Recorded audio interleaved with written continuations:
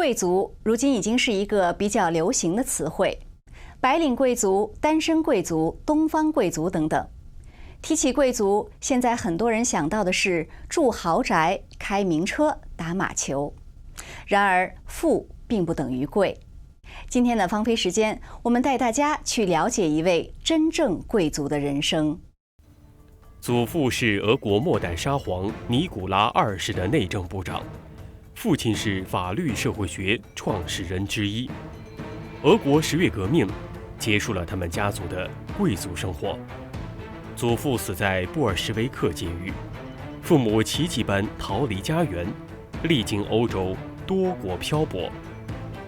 先生是叱咤俄国历史的女皇凯瑟琳大帝的后裔，先生的父亲也是尼古拉二世的部长，同样受俄国共产革命影响，失去贵族生活。先生在法国孤儿院长大。两个落魄的贵族后裔都经历了怎样的艰辛生活？失去了富庶的物质，为何贵族精神依在？祖辈的相似经历，冥冥中注定了他们的缘分。请看Tatiana给我们讲述她的传奇人生。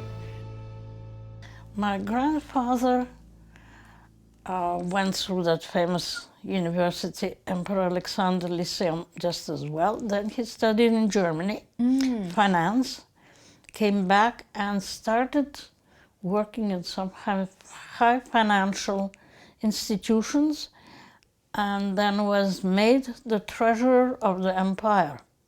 Oh. And with the Japanese War, he saved the course of the ruble. He was made the treasurer during the last emperor, like Nicholas II? Yes. It had to be. Mm-hmm. And then he was invited to become Minister of Industry and Trade. My father was invited as the youngest professor of law at St. Petersburg, and then it was Petrograd, as professor of law at the Polytechnical Institute. And a very interesting thing, the dean told him, well, Professor Timashev, I wish you to teach theoretical law from a sociological point of view. To which my father said that science does not exist. So the dean just told him, well, create it. Father requested a month for thinking about it, came back and said yes, and did. He created, really and truly, he created the theoretical science of sociology of law. Yeah. And had that book been published, together with his other work, many people told me he was a Nobel winner. And then came the revolution. Of course, my grandfather was arrested and thrown into jail. How did your father escape? Miracle. Total. Completely unbelievable. You see, my father was always fair to people, so they loved him, whether it was workers or cleaners or anybody. He was really loved. And he was told many times, Professor, you better find yourself a job outside of the country. So my parents knew that their time was limited. My father would not leave while his father was alive in jail. It's really my mother's story. My father went down the stairway one day going to the university. Two men were going up the stairway. They didn't know what he looked like. He went on the street. They went up to my mother and asking them, where is Comrade Timashev? My mother knew exactly who was coming for father. So she gave them, of course, wrong information and sent somebody to warn my father not to go to the university. They had some prearranged places, some friends would they know they could stay. Okay. And they had so a they guide. knew this day would come. they knew that it was that it was coming soon. And everybody who was arrested in that group were executed. This was the crazy time they just killed. Yeah. So they had a guide, and they had to pay him with a bag of jewelry. And I asked my father, how big a bag? Oh, he said like this. That's a lot of jewelry. Yeah. Well, happily they had it. We don't know what happened to it at all. So they took my father and mother and my father's youngest brother to the frontier with Finlandia. And there was a river to cross.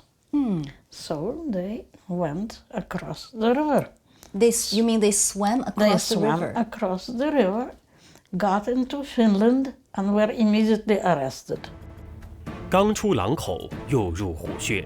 Tatiana 的父母安危如何？请继续收看。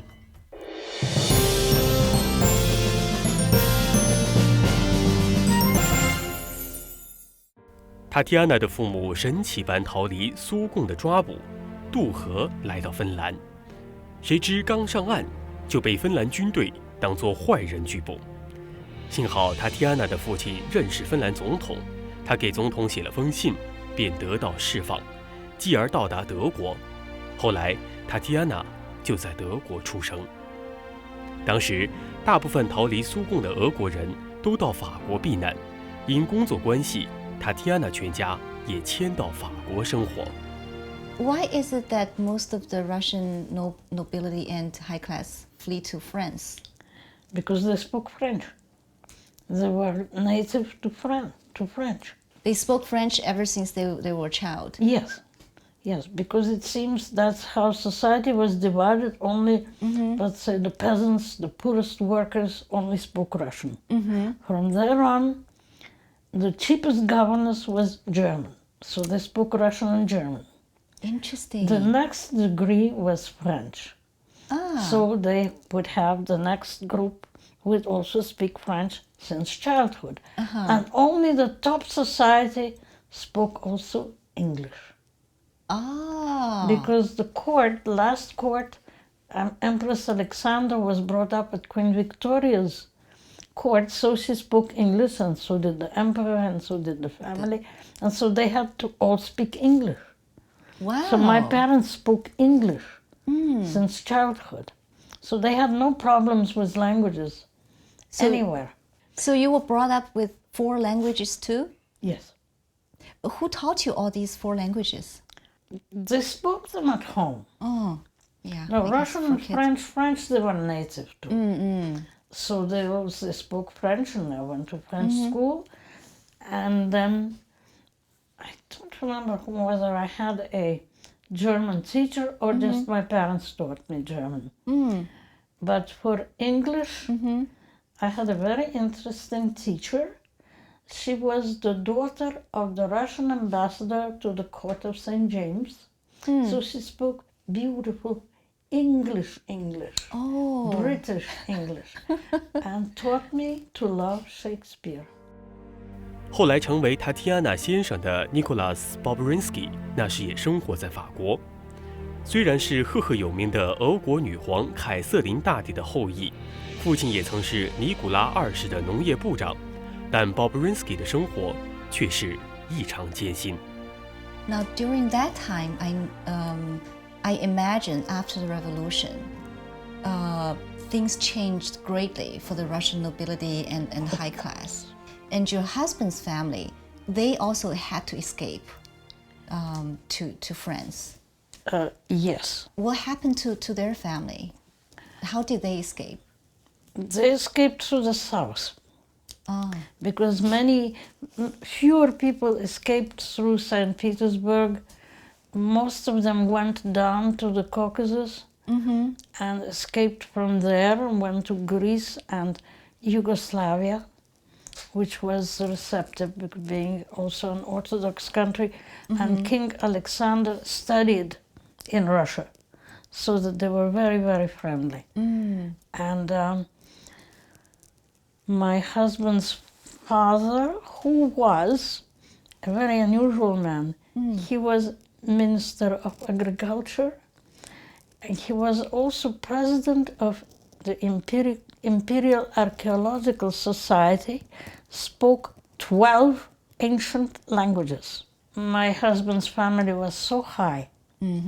They were considered relatives of the imperial family. Yeah. Well, So they were truly noble families. very. And when they escaped, did they have to leave everything behind? Mostly. He had some, apparently Nicholas's father had some jewelry. They went to the south of France, in Nice, and he lived well. It seems when he died, there was nothing left. And my husband had to go to an orphanage. 作为贵族后裔，他们几乎失去了一切，但艰苦的物质生活并没有摧毁他们的精神。Bobrinskoy 后来成为优秀的设计师，专门为上层社会家庭设计印花。Tatiana 的父亲被美国哈佛大学聘请为教授。在他父亲身上发生的一个故事，可以看出他们对一种诚信道义的坚守。当年父亲在圣彼得堡大学上学时，有2个非常要好的同学，其中一个叫索罗金，在20年代到美国，后来成为哈佛大学的教授。他曾邀请其他国家的一些学者到哈佛研究讲学。Tatiana 的父亲也在被邀请之列。So in 1935, my father received a telegram, and he was crying. He could become a professor again. If it was 1 year, they told him, don't go. What are you going to do? You'll lose your job here. He went. Within 6 months, he was given a 5-year contract. Oh, wow. Oh, yeah.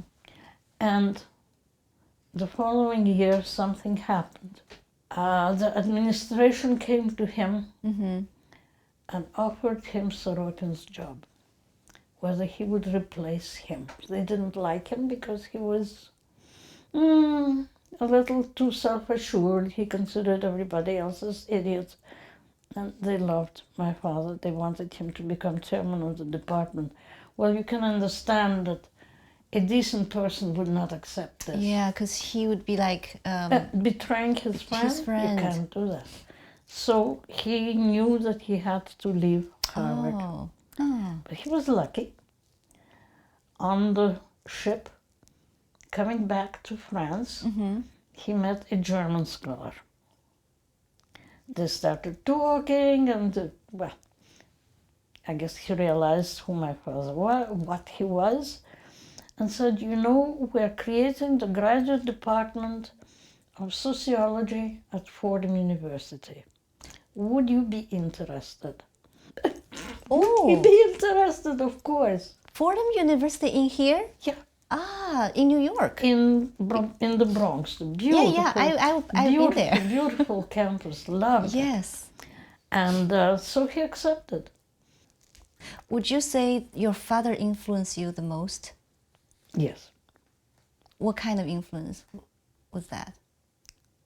First of all, to be straight. Always. I don't think father ever told a lie. Be honest. Be honest, yeah. And be straight. Give a straight answer. Ah, Don't fiddle around. beat around the bushes. And then work. Work hard. Work hard. He worked, I would say he has had a very hard life.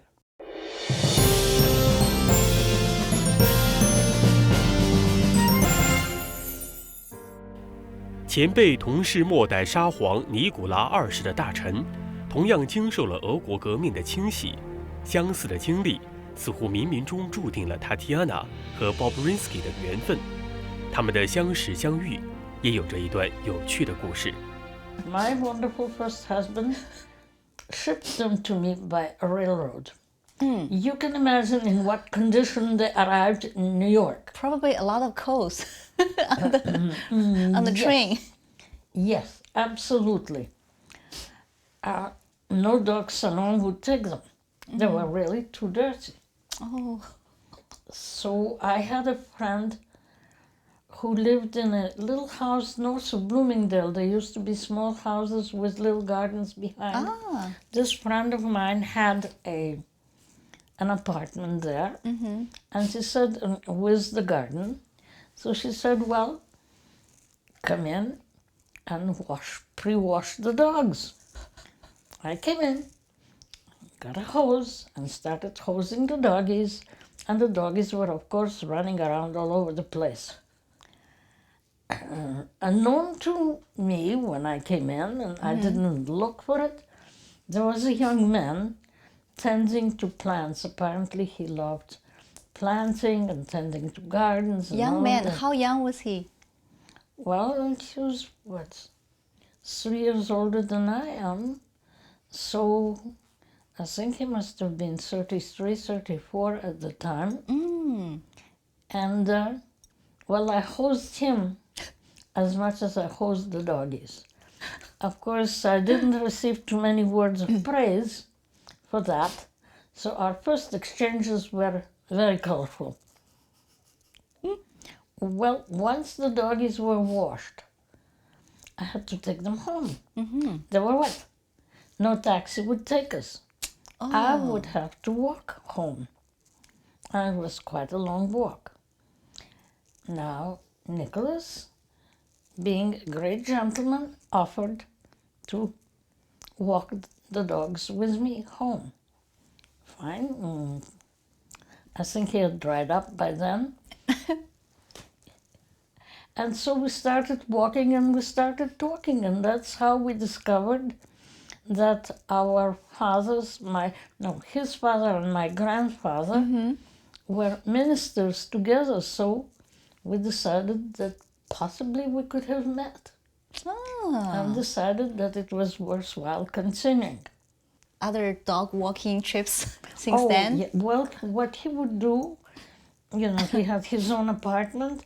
He would come in early in the morning, walk the dogs for me, then go to his job, and then after his work, he would come back and walk the dogs. We would walk the dogs together, have dinner, and then he would go home.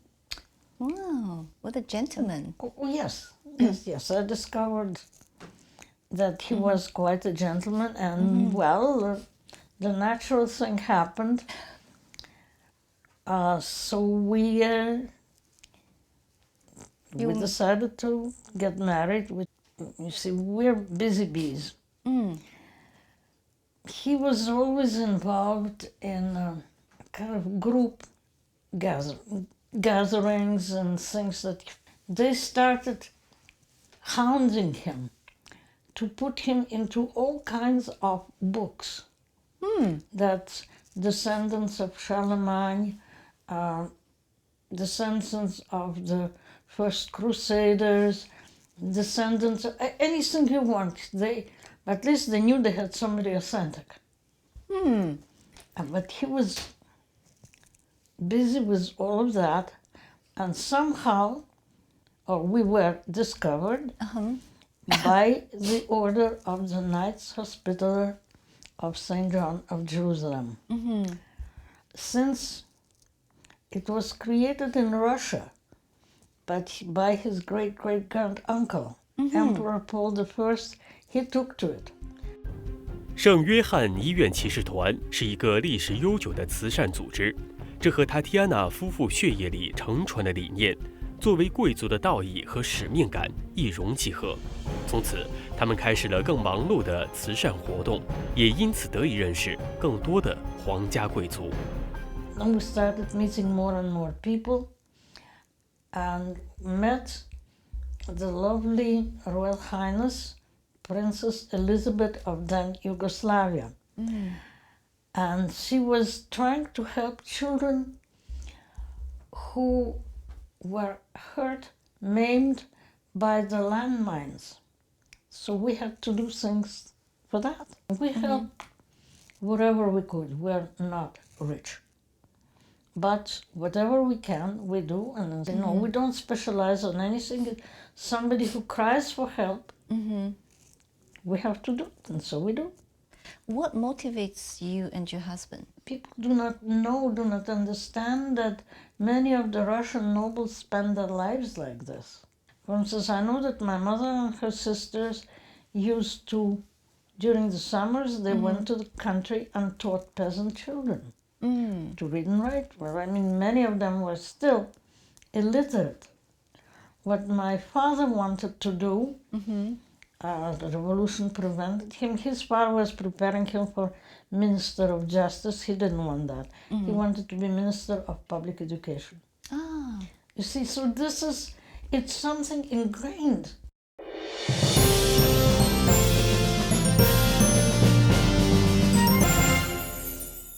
No, I think your family's and your husband's family's experience, Tatiana, really reflected that historical period in Russia. Yes. So looking back, what are your thoughts of the revolution and of all the changes happened in the past 100 years in Russia? Russia would have been on par without the revolution. So, but this Kerensky, who was a drug addict, cocaine, didn't do things right. They didn't know what they were doing, and Lenin was progressing very fast with foreign money. And they converted the military. Goodbye. Goodbye. I want the golden plate. Let me have. You want it? Kill So, it. And that's exactly what they did. And the whole thing, it could have been different.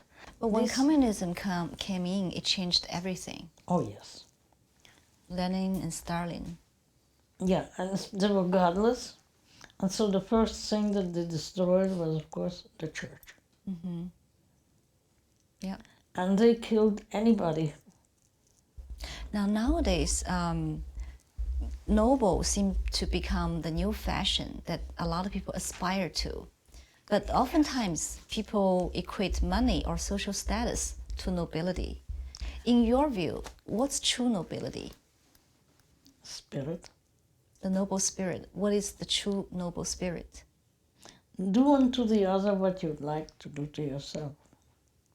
This is it. Don't stand above anybody. You're all flesh and blood. You get born, you die, you get married, you have children, you eat, you drink, you sleep. What else is different? Just that your forefathers had it extremely good.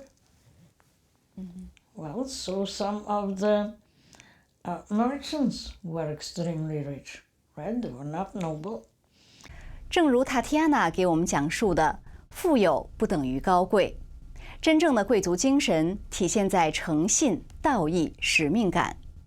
诚信是人类文明的基础，道义带来仁慈，带来关怀。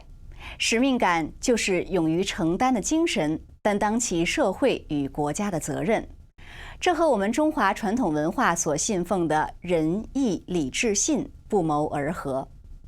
希望本期节目能给大家带来一些启示，体会中华传统文化的价值所在。